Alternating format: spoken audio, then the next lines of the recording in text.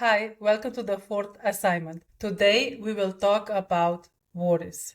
I prepare a worksheet for you and it's a hunk of yarn. And in this ball you can see the strings are tangled together like our worries. So what I want you to do, that in each string of the yarn you write one worry with a word or with a phrase, so you will know what you are talking about. I don't have to understand it, but you have to. And once you're done writing the words down in each string, let's untangle them together. And we will literally physically untangle them by cutting them up.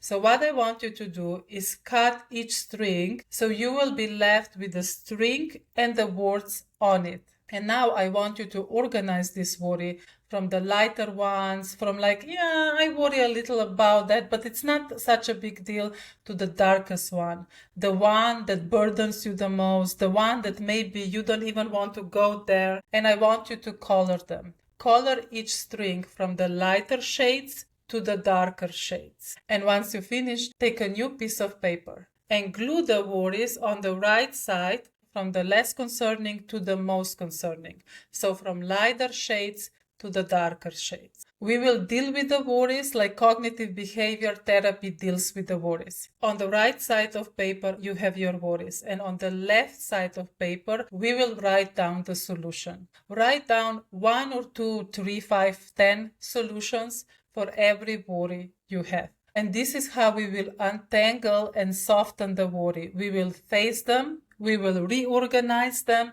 and we will find the solutions. But do not expect that your worry will be poof, suddenly gone. Maybe the lighter one, 1 or 2, but the darkest one will probably stay a little bit.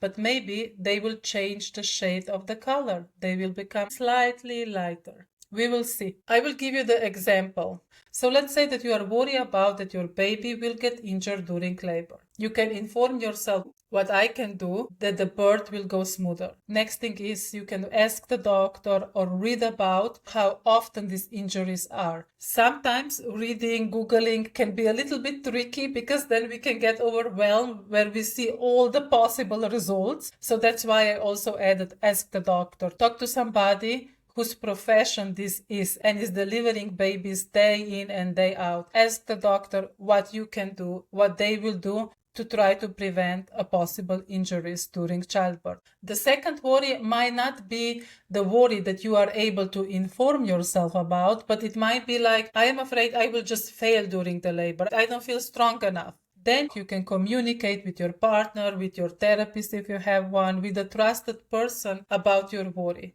And you can write on the left side, I will communicate every time these worries occur.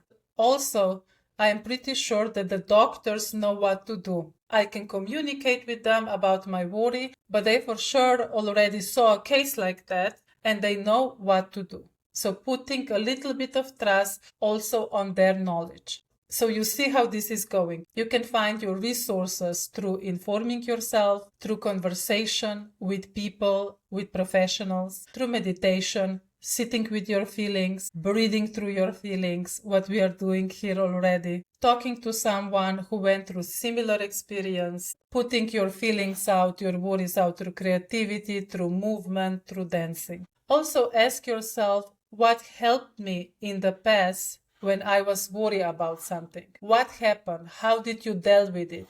We might already have some strategies, but we don't know we are using them. Importantly, again, the worries won't just disappear. Especially something like childbirth, where there is a lot of unknown. We can hear a lot of experiences from different people, positive or negative ones, but the birth is unique to us. We cannot for the 100% know how we will react, how our body will react, and what will the circumstance be. But what we can do is put our worries to the table, breathe to them, and ease them. So that way they won't surprise us so hard during the childbirth.